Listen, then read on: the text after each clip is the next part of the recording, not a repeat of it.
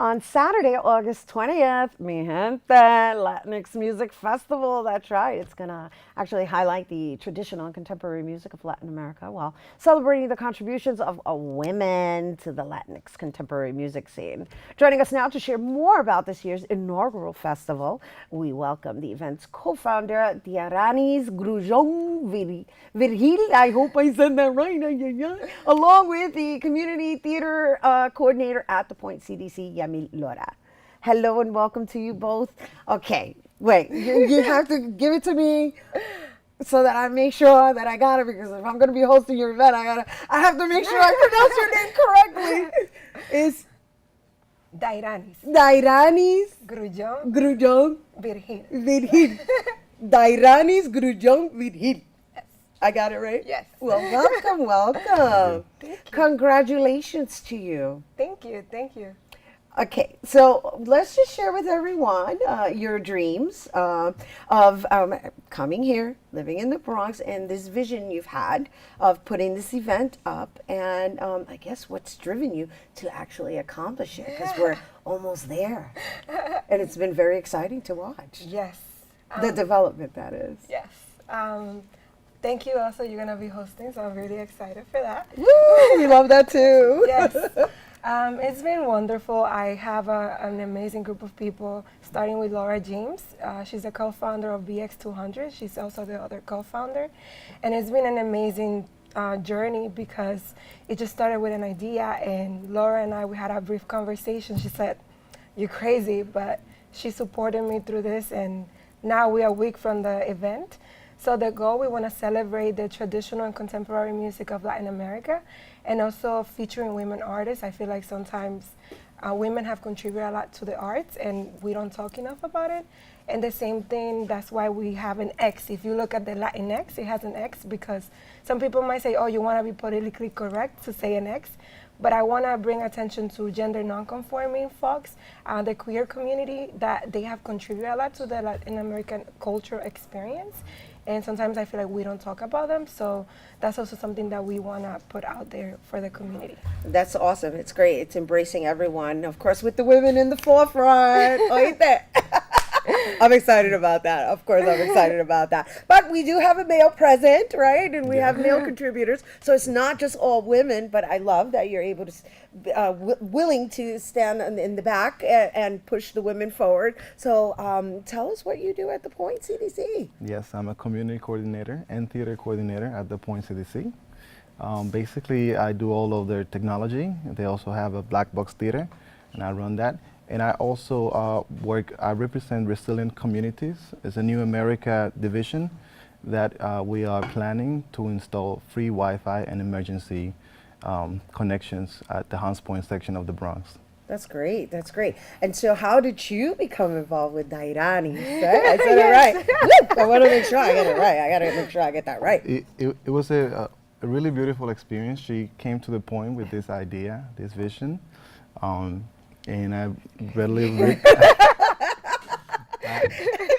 I love it. She's like, it's crazy. I'm so happy for you, because I can see you're in shock. You're like, and now you're here on TV talking about it. So, vite. I love it. That's the power of declaration. That's exactly what I felt when she came with this powerful idea, because I know I do this all the time. I mean, as far as producing events through the Point and other ways. And she came with this idea of doing it at a live arena. So we're providing that space for her. She got my support, just her feeling and the way she brought it in. Okay, so we're talking about the space, as in the outdoor space. Yes. It belongs to the Point. Now, just so you know, I have a history with the Point, so it has been my absolute delight to see the Point, its development, and the impact it's had within the community. I come back from the Paul Lipton days. Yeah. And to see it still going forward, and even though there's transitions, it's still growing. And now this whole event is happening near the waterfront. Like, let's talk about that. Yes. Definitely. I think that's also very beautiful about the event, that we are bringing different community members to the event, and also the artists. A big portion of the lineup, it's Bronx artists, and for me, that's very important. And so there's going to be women musicians, Yes. but there's also going to be visual arts. Yes. And there's going to be activities that, of course, families are welcomed, right? Because as women, we tend to walk around with little mini-me's or extensions of ourselves. I know I do, you know, she's not here today, but I like going to events that she can also feel empowered herself, even though she's 7 years old. And that's another, like, there's so many aspects to this event that is so beautiful because it's not only transnational in terms of like the different cultures and artists are presenting, but also intergenerational. We have a group of Ecuadorian young girls that they're gonna be performing in a traditional Ecuadorian dance, and also they're gonna have a poem in Quechua. So for me, that was just like, I get like chills because that's very beautiful. We have also Francesca Alcantara. She's the person doing the open installation, that's art. So it's a very diverse, transnational, intergenerational event that is open to everyone, family, kids, women, men, everyone, gender non-conforming, queers, everybody. And of course, we're stepping out of the box, right? Because we're going to feature a bachata singer. Yes. A female bachata singer, oíste? That's right, later. So you guys got to stay tuned for that. But what are some of the other countries we're going to be visiting and cultures just by being part of this festival? So we have Colombia, Afro-Colombianos. Tenemos, we have Ecuador. We have Dominican Republic. I'm sorry, my bilingual. No, it's good. No, you're doing good. You're doing great. You're doing great. We have Afro-Colombians, Dominicans, Ecuadorians, Puerto Ricans as well. And yeah, I think those are the main ones that we currently And have. I think maybe some Haitian too, Yeah. because you have the legacy women, The and legacy they're, women, and they're yeah. combined, Yeah. and they're folkloric too, Yes. which is the other component. It's like you know, it's going to be, you're actually going to be able to take a little trip back into time as well. Today, though, Yes. with today's generation, which is going to be really fun, and I'm hosting, so Yeah. you guys got to come and check it That out. will be fun. And it's free. Yes. That's my favorite word. Yes. Yes, we got some support from T-Mobile. They came and support some of the sponsorship. We have other community sponsors like Hostos Community College. We have the Bronx Museum that they have say yes to this idea.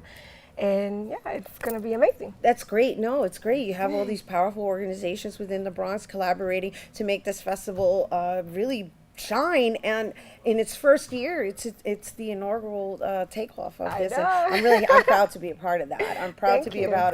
be a part of the first annual Mi Gente Latinx Festival. So yes. And you know what I'm digging about you? That you're just standing on the sidelines, you know, and being a man and going, yes, this is for the ladies. I love that. That's how I feel. That's how I can see it in your energy. Yeah. Yep. I like him. That's good good. choice. Good Good choice. man. You'd be impressed to know that the majority of the leadership at the point is female. The majority of the leadership at the point is female. Yes. You'd be impressed to know that the majority of the leadership is women, in general. I agree.